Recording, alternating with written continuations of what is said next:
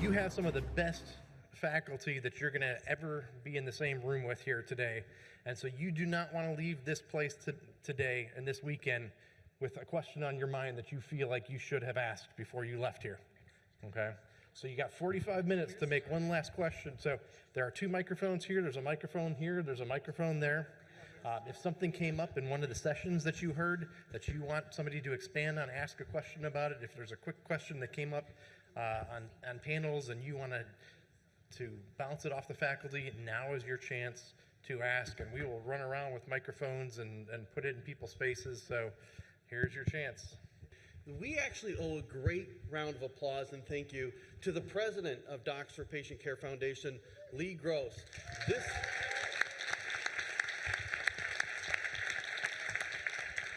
This is his baby. He's been doing this since day one, and he puts his blood, sweat, and toil into this. And a lot of, we've got the great innovators who are going to come up, and you can ask them any question that is appropriate. And we're hoping to make this maximally beneficial for you, valuing every minute of your time. Because, people like Lee, people like Kim may have been some of the original innovators, but you're going to be the innovators going forward. And there's no telling that the next Lee Gross or the next Josh Umber, oh God forbid, may not be already in this room. So you can take all the questions you have, know what's out there now, but don't be scared to innovate beyond what we've done. You guys may have the next great idea or innovation. So with that, let's open the floor up to questions. Anything you wanted to grab one of these people in the hall, you're probably not the only one with that question. Feel free to ask it now. Please raise your hand if you have your question, or over here we've got one. So my question is about bringing on another physician into my practice. We talked briefly yesterday about the options of giving them a higher salary or a lower salary, maybe hoping to have them buy in and hustle to bring that number up organically as well. But what about the pros and cons or just pitfalls to be looking out for rather than bringing in a physician as an employee of me and as more of like a colleague partner into the practice? 1 minute or less answers. Who wants to grab that one? Well, I guess I can actually take that one. So most people financed bringing in a doctor and guaranteed their salary. I didn't. Years ago, I brought in a partner who came in at risk. That was a great thing initially because when that occurred, she was an eat what you kill model, meaning, if she made money, she made money. If she didn't make money, she didn't make money. That was really easy for me because I was also an eat what you kill model, and I wasn't making enough money initially to subsidize another doctor's salary. The problem with that is no one's going to do that without ownership stake in your practice. So if they come in, you will lose some control of your practice. Now, if you're fine with that, maybe that's a good way to go if you know that person well. But just understand that you will no longer be the leader of that practice if you do that. Yeah, and to comment on that, ownership versus W-2 employee also makes the taxes interesting at the end of the year, having to do extra stuff. But when I first brought my first doc on board, I went through that. Does they want to be a partner? They want to have ownership stake in this. And when I started crunching the numbers, it didn't really financially make sense for them. The pie really didn't get much bigger. Like other than what I was going to be able to offer them for a salary as a percentage, them being a partner didn't really change that. It just added extra risk to them. So why not just make them a W-2? And it just went it just made it a whole lot easier. And what we did a sliding percentage scale that went up as their panel increased. So when they were small, like 0 to 150 patients, they had, it was a smaller percentage that I paid them, but they were still moonlighting. They were able to do that. But then as they hit milestones, 150, 300, and then a full panel at 600, their percentage went up as their panel grew to incentivize them to grow, to stop moonlighting at 300 patients and to want to make their patients happy to grow their panels. That's what we did. Do we have next question? So I don't see Dr. Jade, but she mentioned she has 2 different payment systems. She has a weight loss program and she has her DPC. Anyone else doing that? Something like that where you have like people you're consulting for a specific thing for, and then you have your DPC practice. If so, how does that work and how do you charge them and all that? So one of the things that I just started doing, and Dr. Bernard might talk a little bit more about this, is I'm going to be a civil surgeon and do immigration exams. There's a huge need in my community. And I'm actually just using my same EMR to do all of my billing and stuff, but we book our visits under a different quote-unquote location, so it shows up differently for an immigration exam. And then I can put in the billing and stuff differently as well. But that way, everything is just in one system. I don't have to have two systems. And it works out actually quite slick for me. Who else? Anyone want to take that? Next question. My question's for Dr. Eskew. You mentioned about fee splitting and not incentivizing patients to bring other patients in. So I know some DPCs who do like a Starbucks gift card to help recruit more members. Is that illegal in any way? I doubt you're going to get in trouble there. I think the most of the state fee splitting laws look closely when you come to any kind of percentage arrangement, especially on an ongoing basis. So it's the brokers, quite frankly, it's the troublesome brokers who want 5% of everybody they touch or get involved with, that want that in perpetuity where you're going to run into a problem. And so when they come to you and propose that, number one, it's unethical. Number two, it's illegal. And tell them that to their face. And tell them they can talk to me if they disagree. And then if you want to give somebody a Starbucks one-off because they brought their grandma in, their grandma's a member now, I don't think you're going to find a problem there. It's the ongoing payment where you're giving somebody a percentage of that who's got no equity in the practice, is not a physician, and where you can run into the fee splitting. Got it. One other question, if I may. Are you obligated legally to refill medications for patients if they cancel their subscription on their own free will? The short answer is yes. The details matter, though. Most states, there's patient abandonment laws that are at play, and typically those are for 30 days. And most of the time it's for kind of critical medications, anything they could withdraw from that you're obligated for. One other thing to be careful of, we had some labs out there that were paying the doctors like $5 a draw fee if they sent their labs to that particular company. It's been a couple of years, but just in case that ever pops up, don't ever accept an arrangement like that.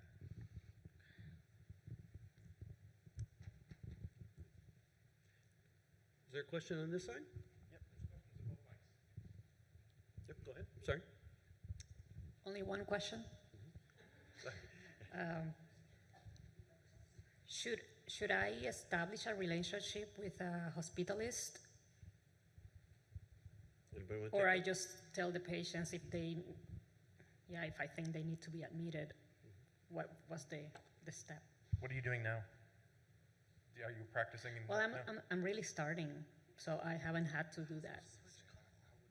Okay. Do you have an insurance practice now? Are you currently practicing or coming out of residency or anything of that sort? No, I just started my DPC without really thinking everything about it. Yeah. And I have a part-time.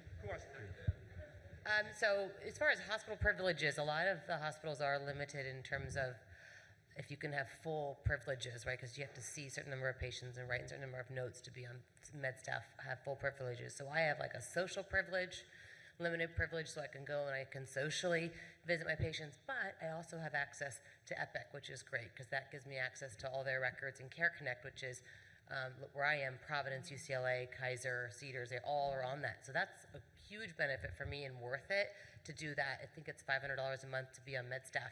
And then they just submit to the local hospitalist group for all the 3 different, but I always get a phone call usually because I'm in their system as like a credentialed.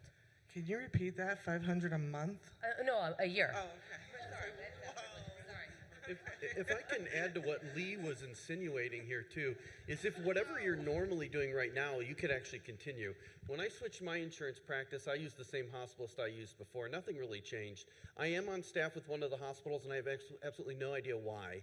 I just pay them once a year. I don't know what I get in return. I could access those records anyway. Well, you get that, yeah, up to so date. that's And the you can buy thing. that on your own, and then you can get CME by getting it on your own. That's the thing. I was a traveling physician until I changed to DPC, so I don't have kind of like. It helps Yeah, when you're admitting the patients, I think, when you have relationships with the hospitalist and if you're on staff that you can call and check on them. I'm sorry, Chad, I didn't mean to interrupt. The other thing, I get my medical students on rotation because I'm on staff at one of the hospitals. Yes. So there may not be one right answer to that. We have 3 major hospital systems in our area. I'm on staff with one of them. I use that primarily, but I don't have to.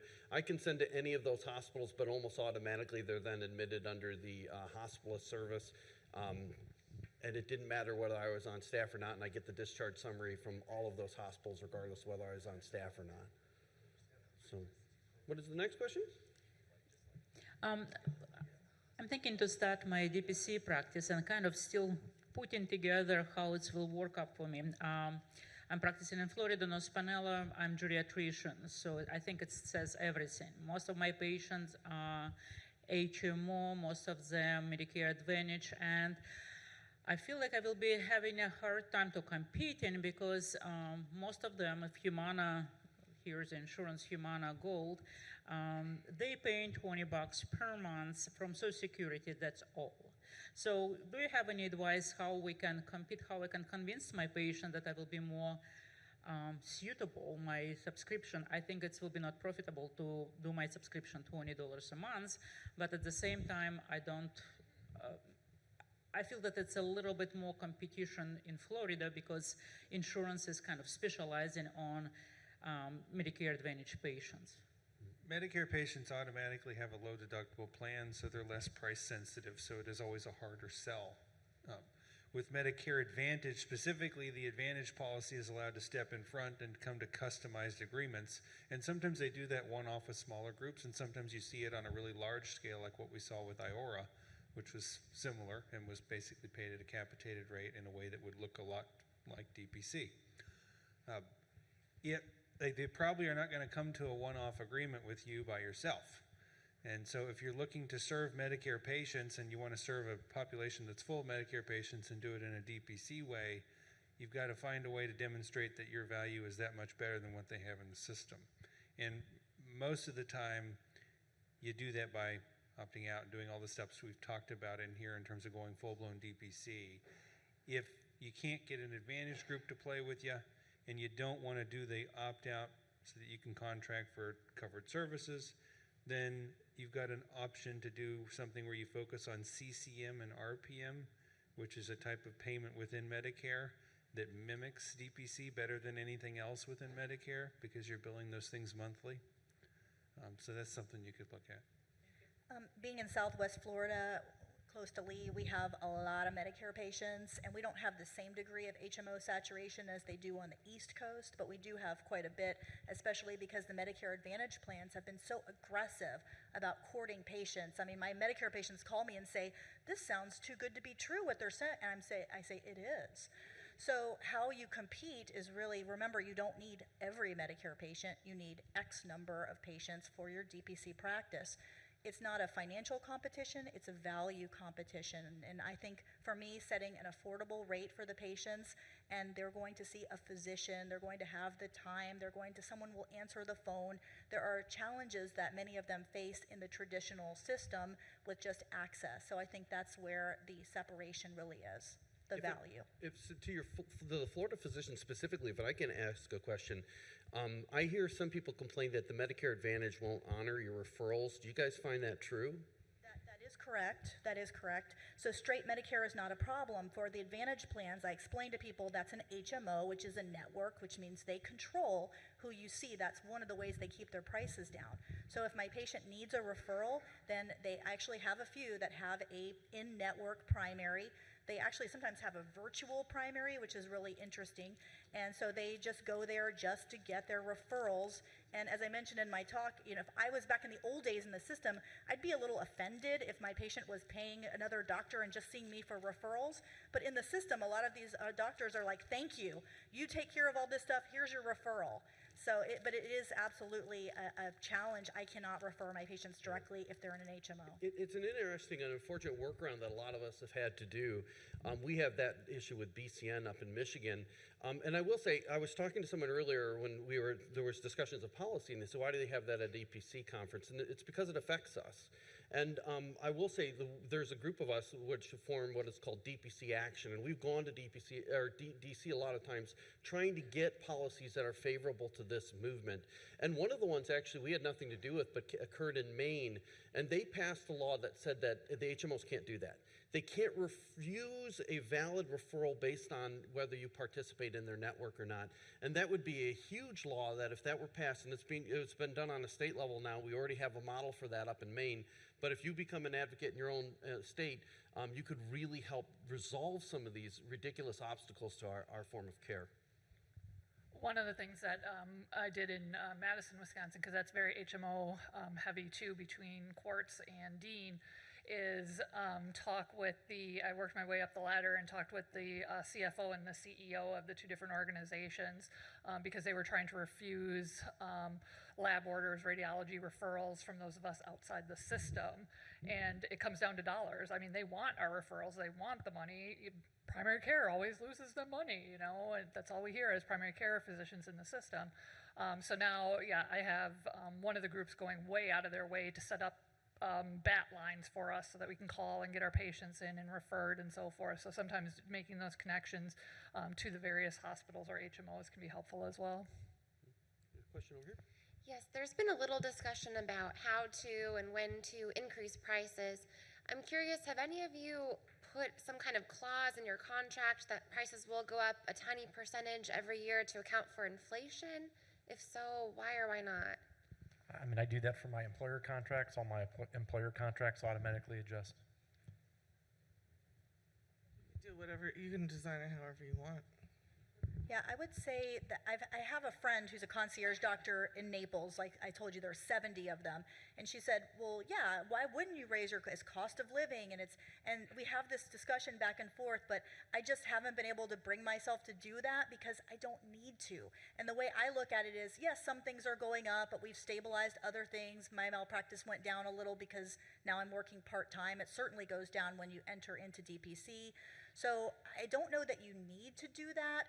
I think looking at your numbers periodically, seeing what your costs are, what your expenses are, what you're charging, looking at your market, and then making a decision that makes the most sense is what I recommend.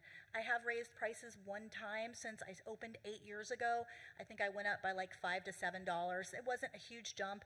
I agonized about it. It was really hard because I know a lot of my patients are struggling. So I included in that, I said, if this is going to be a hardship, please reach out to me.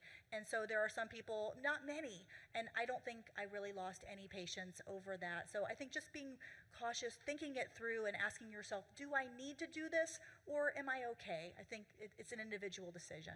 Phil, would you have any comment on the legality of that? Should you include that in your original contract that the price could adjust with notification or something of that sort? Yeah, you can put that in there, and you do have freedom to adjust it. I will say not as often as you want in every state. There are a handful of states that in their DPC, not insurance defining laws, that they've said only increase it once per 12 months. But for a lot of DPC practices, that can happen naturally with some patients because everybody gets older every year, and at one time you're going to move from one category to another, and the price goes up just from that as patients age. So do double check your state not insurance law if you have it, and it may specify how frequently you can increase the fee. So think about that. I'd like to say, kind of to that question and also to the question of bringing on a doctor, we have kept our patients at their original price. They're kind of legacy patients. So we have some people that are paying $50 a month, I think, that is now $75 if you're a new patient. And we kind of use that as a way to bring on the new doctor. We had pent-up demand when the new doctor came, so we increased prices, and you missed the opportunity to have this lower price. But also people who've been with you for a while, they're settled in, you've dealt with them. If they weren't a good fit, they're already gone. And so if somebody leaves and wants to come back, it's at the new price. Something I wish I did with the newest doctor that we brought on, we pay him at the same percentage that we pay the other two. All the doctors are treated the same as far as their compensation goes. What I wish I had done is to take that, the delta of that, and divided it for maybe 2 years or 3 years between the other two doctors, because really they are the ones that the demand is because of them, and also they're going to be the ones like taking time to like, hey, what urologist should I use, or what's your whatever. So there is some. I've noodled a ton trying to figure out how to split the ownership, but the actual ownership is really difficult to divide between physicians, and so I want to reward them for the contribution that they've done. So anyway, And with our newest doctor, I just kind of banked money. I'm a little conservative and was careful, and we were able to pay him a $10,000 draw right off the bat because he was coming right from residency. He had small children, and his production was tracked, and so he was in a deficit for a while. And then once he flipped, he paid back the loan, and I think in 6 months he had paid back and was above.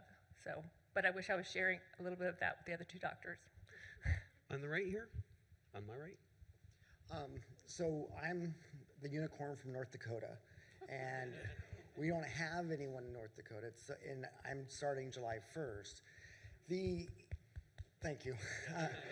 Or I'm sorry, one or the other. So one thing that's really causing me a lot of anxiety is the price point. You know, a lot of people, they always say, oh, we'll do a market analysis, and what are the other DPC? Well, no, there aren't any other DPCs in my area. And, well, and then I'm going to be the only one in the micro practice and all that. So, 25,000 people in my town. I think the catchment is like close to 100,000. 2 major hospital systems that break the entire health insurance and healthcare industry in the area. What do I charge? Have you ever heard of zero balance budgeting? So I don't know if anybody's talked about that. So one way you can actually work your budget backwards. You can say, well, this is what I think I would like to make. This is how much I believe it will cost to run my practice. This is how many patients I would have to have at X price to meet that. One thing I did when I first switched over, since I had an insurance practice, is I wanted to give them zero reason to say no for joining me. So I probably underpriced my services. In fact, we're still probably one of the lower DPCs out there. And we have twice elevated our prices with almost zero droppage of patients because of it. But because at that point they'd already been in a year or two, they got a taste of it, they realized it wasn't the same thing, or they were much more likely to stay on. So there's probably not one right answer, but with zero balance budgeting, you can at least figure out a good goal or a good starting point. And of course, I would recommend build a little fund. Have a cash reserve, that initial startup capital, because not everybody's going to be making money right off the bat, you know, that you can live off until your practice does thrive and get to that point. Does anybody else have anything to add to that? A couple quick. Overhead low. Keep your overhead low. Sorry. Hello? Yeah. Overhead low.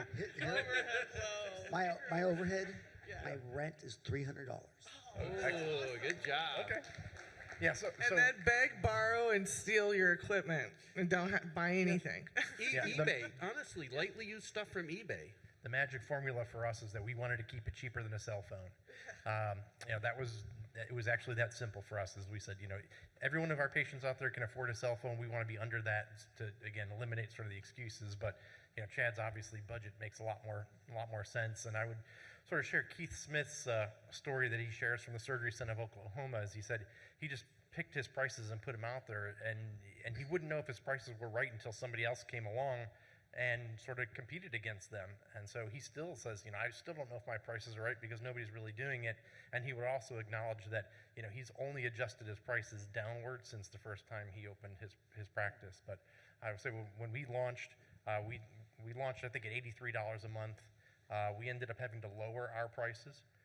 And then we sat at the lower prices for quite some time and then gradually increased the prices on new patients as they came in, but kept the established patients at the same price, never adjusting.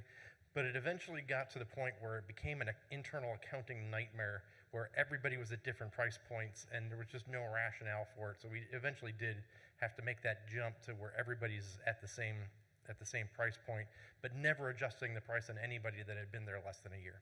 Yeah, and it's interesting, too, in talking about price, and this is kind of with the price increases, where do you start with the price? And Paul Thomas even mentioned it yesterday on our panel. When, there's a natural aversion by us to talk about prices. If there's something that seems unseemly about it, I don't feel that way. The cool thing about DPC is you talk about price once. You say, here's our membership. Are you good with that? Okay, fine. And beyond that, the only time you're talking about price generally is when you're talking about how to save people money. So it's actually, you end up, I think, in the long run, actually talking about prices less in the DPC model than you do in the insurance model. And they're not usually yelling at you like in the insurance model, like, do you know how much that was when you ordered it for me? So I don't. Did anybody else have anything to add on that, Phil? The median in the DPC mapper is probably around 80. I've seen the range as low as 30 for a few, all the way up to 500 and a little above. And I think the reality probably is wherever you price yourself, that's what patients are going to expect of you. You know, the guy that's doing 500 a month, he's got a panel that's probably about 100 to 150. A lot of it is inpatient work, a lot of it is nursing home work, and most of his patients are elderly. So they're each expecting a lot more of him, and the person that I know that's doing lower price points, they have a lot more people, but their scope is narrower, and they say that up front. Yeah, I would just add that you have to get to know, I guess, your own community, and it would not be a bad idea to even start talking to people that you know, contacts, and I wouldn't just say, like, would you pay $75 a month? Because people say, oh, yeah, sure. Well, you know, your credit card, please. But instead, if we charge this, would you sign up today? I think that can be a key question that can help you gauge what your market would be acceptable to. Real quick, social media people, would you put that in a poll? Not publicly.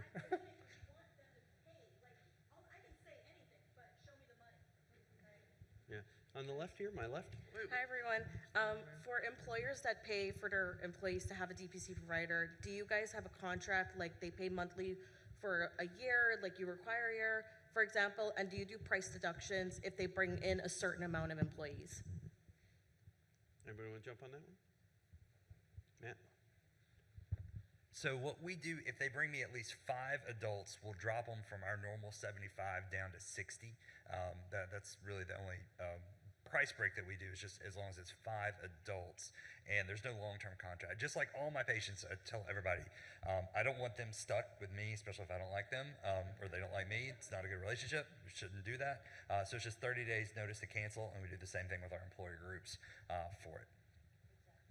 We have a minimum of 10 employees that for one of those contracts, and we give them our normal adult rate. We don't charge them the elderly rate, so everybody does it a little different. Lee's got an answer. Yeah, so we do it a little differently. So I'll be honest with you, the employer groups are more administrative work. You got new hires, fires, turnover, staff. Some people want reporting things. It's a lot of effort. There's a lot of moving pieces to it. I guess the advantage is, you know, when individuals are signing up for you, they intend to use you. So utilization is essentially 100% when an individual signs up with you. When an employer group signs up with you, you take them all. Love them, hate them, you get the good, you get the bad, they're all coming to you. So you'll have people that you're gonna have to beg to come in, and then you're gonna have people that never stop contacting you. So you have to kind of price that accordingly. So in fact, we do not give any discounts whatsoever for employer groups at all.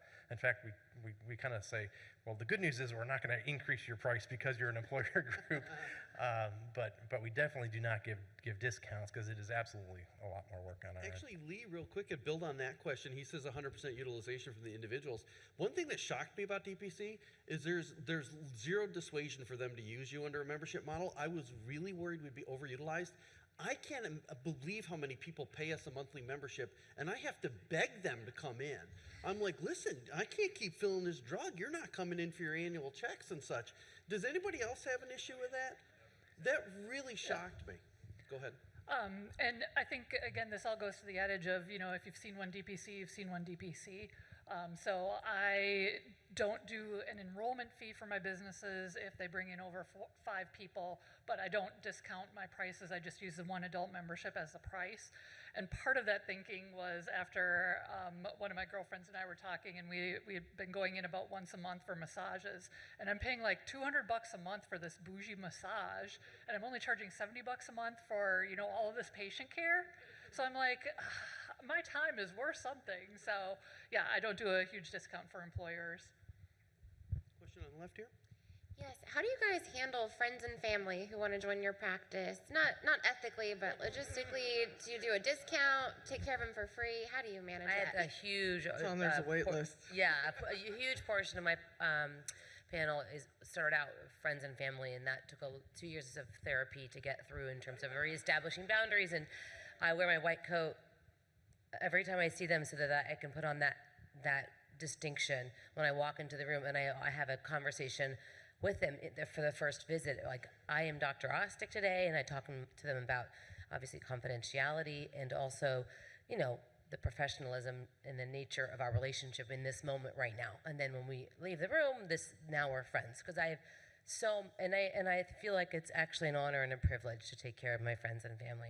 I'm honored that they trust me with their care, but I had to have a lot of those conversations. I definitely don't give them a discount, that's for damn sure. But it takes a lot of work on yourself and reparenting yourself and reestablishing your boundaries. And it's okay to also say no to some family or friend that you might know might be abusive. One of the things is training them as well. So you have my actual cell phone, but you'll have my doctor's cell phone. So you got to know which one is which when you're calling or texting me. So if you want to meet for wine on Friday night, use my personal cell phone. If this is a question about healthcare, use the doctor's cell phone. Yeah, those text messages can sometimes really complicate your chart. When they automatically populate it, I've got a guy who put me on a joke list, and his chart, 90% of it is these bad jokes. I'm like, oh my gosh, I hope no attorney ever subpoenas this. Yeah, so be careful with that. That's 100% right. I'll be honest, I don't do a different price for family and friends. I did initially. I even did a snowbird. I got rid of it. It was all too complex. I give them a hearty thank you. One of the most effective things I found for recruiting family and friends was a simple sign. I put it in my reception area. I said, the greatest compliment a doctor can ever receive is when they receive the referral of family and friends from a patient. And I get people who reference that sign a lot and go, hey, doc, I saw your sign. I sent my mom. I sent my brother. I sent my friend. And they're so excited to tell you that they did it because they know it's a compliment. So if you're doing a good job, they will send you patients and brag about it. So on the left here. My first thing here is to say thank you all. This is the first time I've come to a conference. Was stridently encouraged to by Dr. Arlene McCain in Harrisonburg, Virginia, who's a DPC. It has been quite brilliant. It's been wonderful. So thank you all very, very much.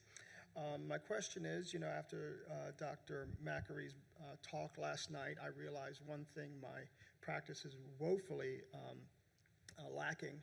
At what point in your practice did you hire your entertainment lawyer? Well, I think Marty's the only one who could answer that one, and he did.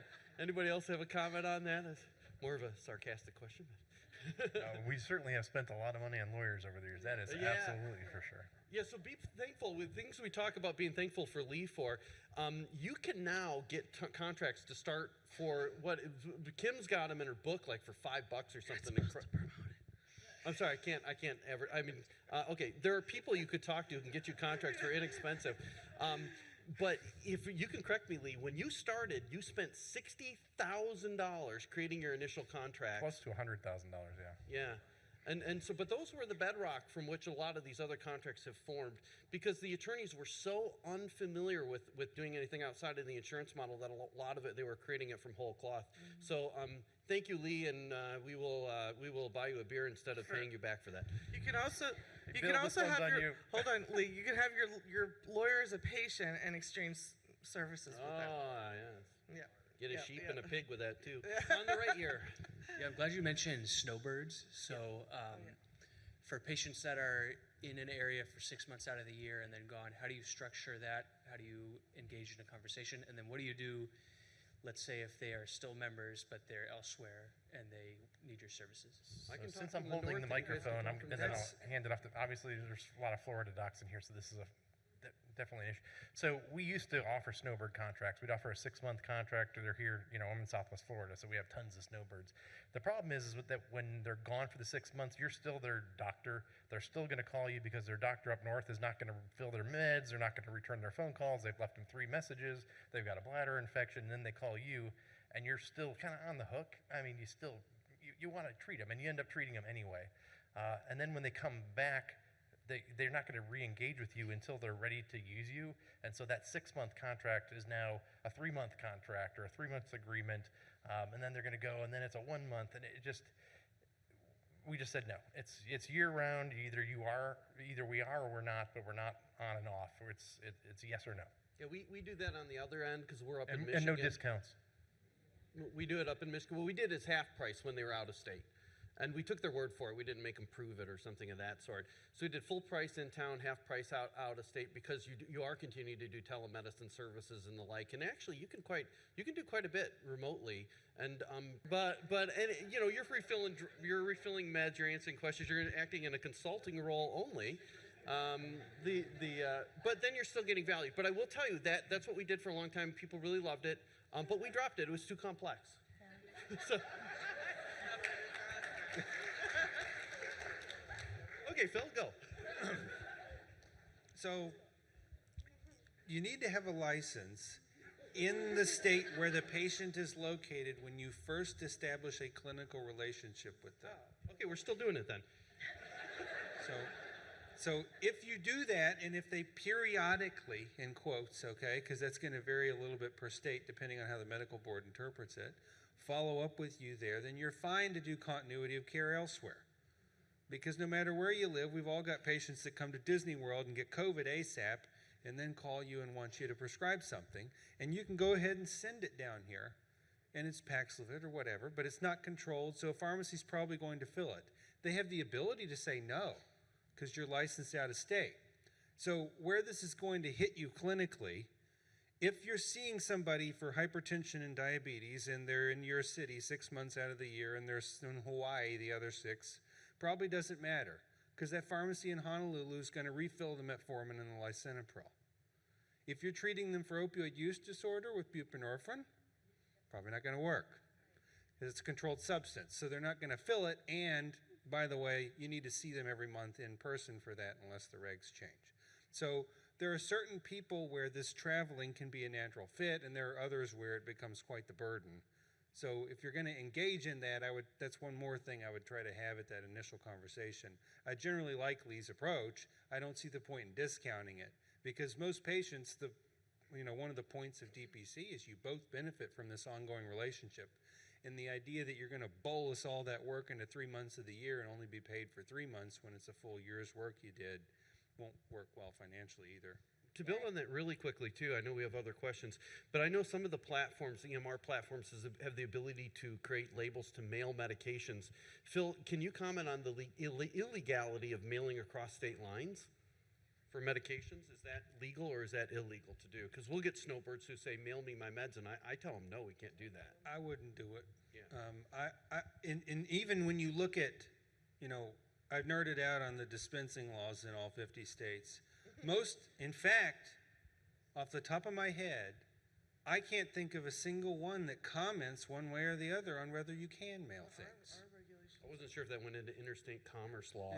And, I could quote Richard Nixon, if it's not illegal, then, so that's what a lot of people do, but I just haven't seen it one way or the other. On the left here? Oh, sir, go ahead. Yes. Could you explain again the importance and the significance of Medicare opting out but staying PCOS enrolled? Phil, again, you probably are the best to answer that one if you're willing. I'm fine.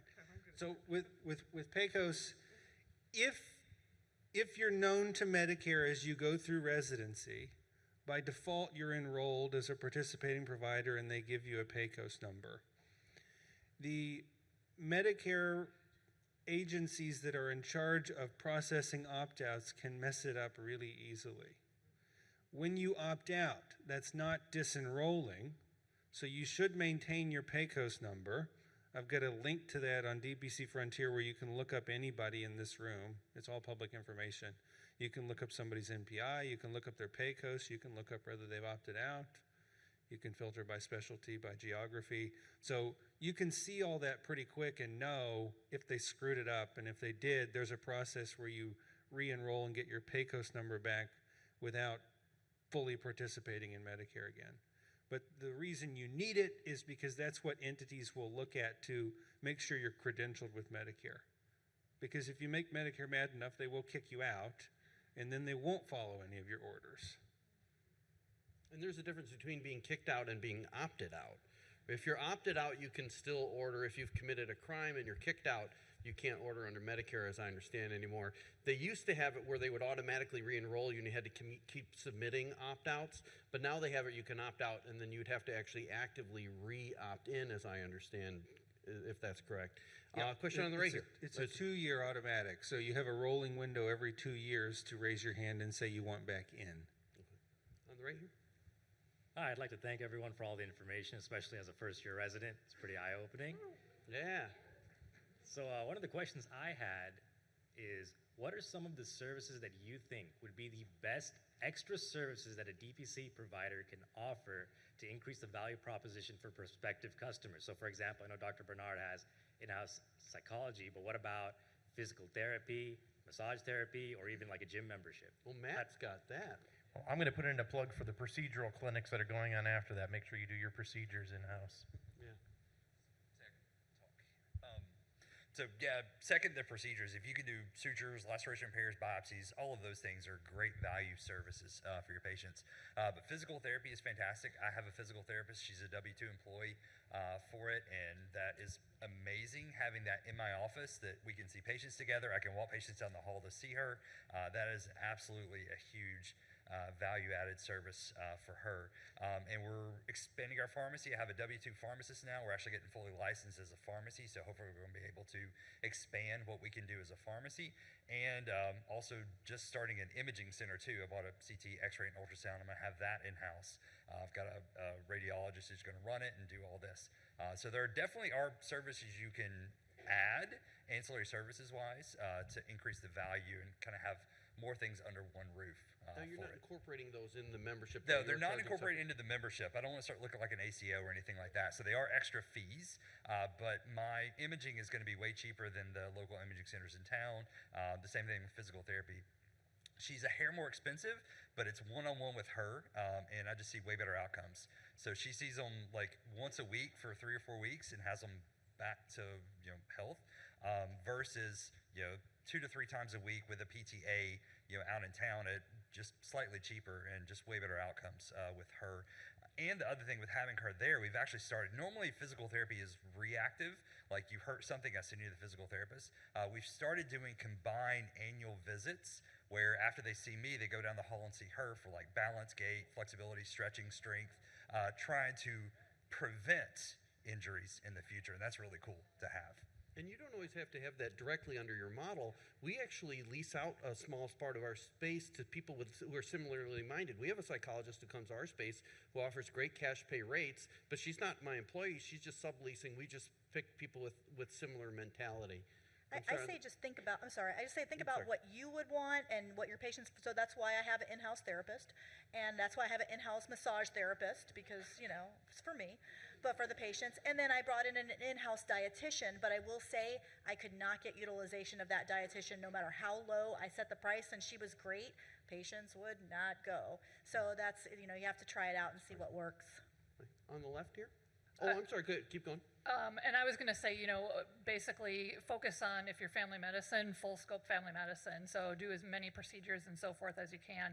I spent most of my career in rural areas as the only female physician, so I do a ton of women's health. So I do colposcopies and LEEPs and endometrial biopsies and IUDs and Nexplanon and everything like that in the clinic. And what I've found as well is that there's other DPC docs in my area. One is a DO, so she does a lot of OMT. So I send my patients to her, and she does like just a cash pay price for OMT. She doesn't do IUDs and endometrial biopsies and colpos and stuff. So she sends her patients to me for just a cash pay price. So that way we help each other out as well. It looks like we have 2 more questions and 8 more minutes. So on the left, we got 4 minutes. So I just have another opting out of Medicare question. So I know Dr. Paul Thomas talked about how he worked at an urgent care while building up his practice. Is that a case where you kind of stay in Medicare during that time, then eventually you opt out? And does that also mean that while you're building up your practice, you're not going to see those Medicare patients in your practice, like while you do that? You stated it correctly. Okay. Yep. Most people, that's what they do. They build a wait list of Medicare patients who want to join. They're moonlighting in the meantime. As the wait list gets bigger and they have less and less time to moonlight because the practice is growing, then the decision to opt out and take all these people becomes pretty obvious. And we talk about the legalities too, right? So that's as it exists today. That's actually an issue that we've tried to address as well, that you shouldn't have to do that. So that's just because of the way the law is currently designed. On the right? Yeah, so I trained in Southwest Florida at a place called Bradenton, so I'm very familiar with the snowbird, dilemma or whichever way you want to think about it. But now I'm in Southeast Florida, and I would almost argue that we have a seasonal resident kind of situation going on. So I guess in the same vein as still being able to be that person's primary, but perhaps they also have a primary wherever else they are, do you guys see that as a conflict? Is it easy to just say you got to pick one or the other and that's it? Or would you rather work with them for the time that they're there with you? My personal experience is I've always found that we are always more accessible than the other primary, and so we end up becoming the primary over time. But I share a lot of patients with doctors up north as well, and I was going to say, but I thought it was answered pretty well. But for my experience, when I started, I would do a seasonal, and a lot of times it was 3 or 4 months. And then I realized, it's putting a little bit of a pressure on us during season. So then I said, you have to have at least 6 months.